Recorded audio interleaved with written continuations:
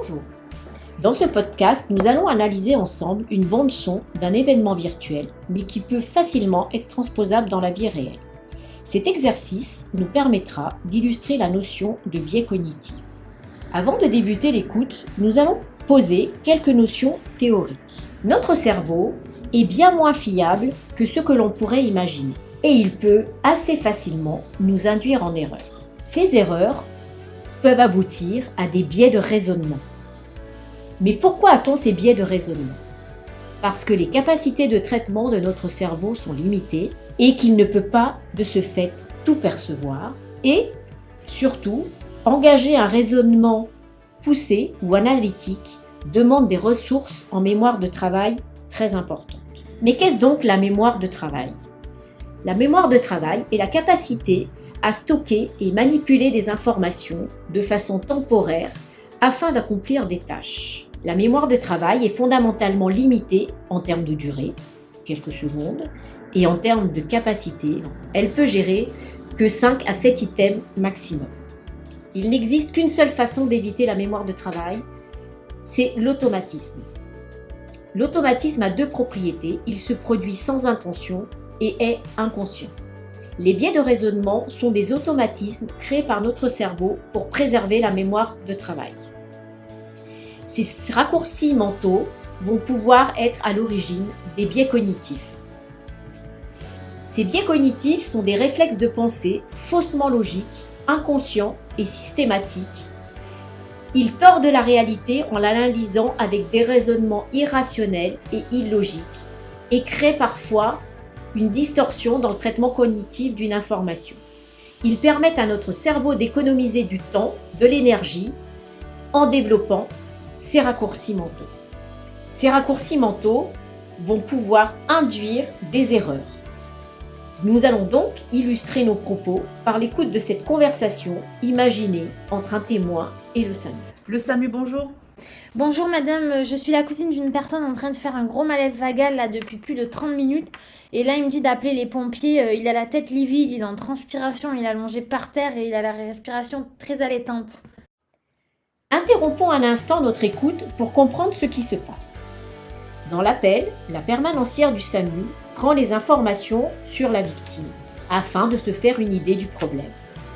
Son cerveau va percevoir les informations et il va retenir les éléments qui lui semblent utiles. La première information donnée par le témoin est la notion de malaise vagal. Notre cerveau n'a besoin que de 10 secondes environ pour pouvoir se forger une opinion. Ici, la notion de malaise vagal va agir comme un effet d'ancrage ou biais d'ancrage. Ce biais de jugement qui pousse à se fier à l'information reçue en premier dans une prise de décision va induire la perception de toutes les autres informations. Ce biais, c'est se poser une référence et définir son regard par rapport à elle. Nous sommes donc influencés dans notre perception des informations. La perception des informations va donc être soumise à un autre biais qui est le biais de confirmation. Le biais de confirmation, également dénommé biais de confirmation d'hypothèse, est un mécanisme cognitif qui consiste à privilégier les informations confirmant ses idées ou ses hypothèses et à accorder moins de poids aux hypothèses et informations jouant en sa défaveur. Reprenons l'écoute à la lumière de ces données. Le SAMU, bonjour. Bonjour madame, je suis la cousine d'une personne en train de faire un gros malaise vagal là depuis plus de 30 minutes. Et là il me dit d'appeler les pompiers, il a la tête livide, il est en transpiration, il est allongé par terre et il a la respiration très allaitante. Son nom et prénom ? Jacques Martin. Quel âge a-t-il ? Il a 56 ans, il est né le 2 décembre 66. Quelle commune ? À Badois. Quelle adresse ? C'est une maison individuelle aux 2 rues de l'université à Badois. Il n'a pas perdu connaissance pendant le malaise ? C'est limite, ça arrive, oui. Est-ce qu'il se plaint d'une douleur quelque part ? En fin de compte, il a une grosse opération il y a 3 semaines. Il s'est fait opérer d'une chirurgie esthétique. Et depuis, il n'arrive pas à s'en remettre. On ne sait pas trop ce qu'il a. Il n'y a pas de médecin qui passe parce que c'était à l'étranger. C'était où l'opération ? Dans quel hôpital ? C'était dans une clinique privée en Tunisie. Vous envoyez quelqu'un là pendant qu'on parle ? Oui, bien sûr, je m'en occupe. Il a des problèmes de santé en dehors de ça, des traitements au quotidien ? Non. Ok, je vous passe le médecin pour confirmer l'envoi. Ce sera très certainement les pompiers, d'accord ? Oui. Allô? Docteur, bonjour. Il s'agit de Jacques Martin, 57 ans. Il a fait un malaise sans perte de connaissance, pâleur, sueur sur le sol. Chirurgie esthétique il y a 3 semaines et vous êtes à Badois. Merci. Bonjour madame, décrivez-moi ce qui s'est passé. Bonjour, on était en train de parler, il était exceptionnellement debout, je viens le voir une fois par jour. Et là, il allait s'asseoir sur le canapé, il n'a pas eu le temps d'y arriver, il est tombé comme une masse avec un malaise vagal. Ce n'est pas le premier, mais celui-ci, il n'arrive pas à s'en remettre. Je lui ai pris la tension, elle est à 8,5. 8,5. Il a des antécédents particuliers à me raconter à part cette opération? Non. Quel est le lien de parenté avec cet homme? Je suis sa cousine. Ok, je vous envoie les pompiers. Avec un médecin? Bah non, ça c'est le SMUR. Si on avait besoin du SMUR, c'est pas moi que vous auriez eu au téléphone. Ça a été arbitré comme ça. Moi, je vous envoie les pompiers. Mais je peux parler au patient? Oui, bien sûr. Allô? Bonjour, monsieur Martin. Quand vous étiez debout, c'était inhabituel, me dit votre cousine? Ouais. Vous vous levez peu? Ouais. Là, il est en train de bleuir au niveau du visage. Il est en surventilation. Là, il hyperventile, c'est ça? Ouais, il hyperventile et il a les jambes en l'air. Alors, s'il hyperventile, il ne peut que se trouver mal, hein. Ça s'appelle une crise de spasmophilie. Vous avez un saturomètre à disposition? Oui, mais je ne sais pas m'en servir. Bon, ça se met au bout du doigt et vous attendez, un chiffre va s'afficher. Qu'est-ce que je fais là en attendant? Je le fais respirer dans un sac plastique? Non, mettez-lui d'abord le doigt dans l'appareil. N'importe quel doigt?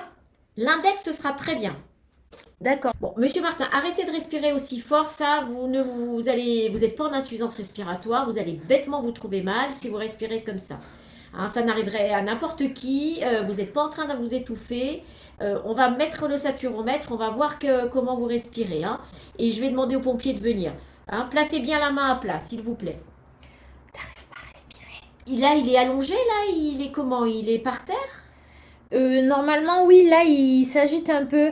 Mais il est pas bien, vraiment pas bien, là, il n'arrive pas à respirer. Bah, ça, j'ai bien compris, hein. Mais à mon avis, il respire bien mieux que ça. Il est en crise de spasmophilie. Bon, combien donne la saturation? C'est la première fois, et j'appuie, ça donne... Mais c'est allumé? Oui. Bon. Et il n'y a pas de chiffre qui s'affiche? J'adorerais vous dire, mais là, il y a plein de couleurs et il n'y a rien qui s'affiche. Bon, changez de doigt. Ça y est, ça fonctionne, mais bon, je dois pas savoir m'en servir. Bon, d'accord. Qu'est-ce que je peux faire pour qu'il se sente bien en attendant les pompiers? Bah, là, pour l'instant, vous ne mettez pas de sac en plastique, vous faites rien de tout ça. Vous gardez le saturomètre, hein, il faut que le chiffre il soit supérieur à 95. Hein, pour l'instant, il n'y a rien à faire, juste faire... Mais il respirait bien avant quand il était debout? Oui. Bon, faut pas qu'il ait peur, hein. Ça fait 45 minutes qu'il est en malaise et là, il commence franchement à... Alors, ça fait 45 minutes. Bon, écoutez, les pompiers seront là, vous restez près de lui, vous le calmez un peu, hein, et les pompiers vont pas tarder à arriver. Hein. Au revoir, madame. Merci, au revoir. Allô le SAMU, c'est le SAV Badois sur l'intervention de Jacques Martin. Il me faut une équipe médicale, hein. Le monsieur il a fait un malaise, ça fait 1 heure qu'il est au sol, il est tout bleu, on n'arrive pas à prendre la SAT. On l'a mis sous masque haute concentration, la tension est à 15,8, la ventilation à 30, hein. Il est vraiment pas bien, il faut une équipe. Ok, on fait partir l'équipe. Voilà comment notre cerveau va percevoir les informations. Si les informations étayent votre hypothèse, à savoir le malaise vagal, le cerveau y accordera plus d'importance. À l'inverse, si les informations sont contraires, le cerveau les sous-estimera. En conclusion, comme vous l'avez vu, notre cerveau parfois nous joue des tours. Afin de pouvoir lutter contre ces biais d'ancrage et ces biais de confirmation, inscrivez les informations par écrit, relisez-les à voix haute et surtout, il est fondamental d'apprendre à douter et surtout d'apprendre à douter de ses propres intuitions.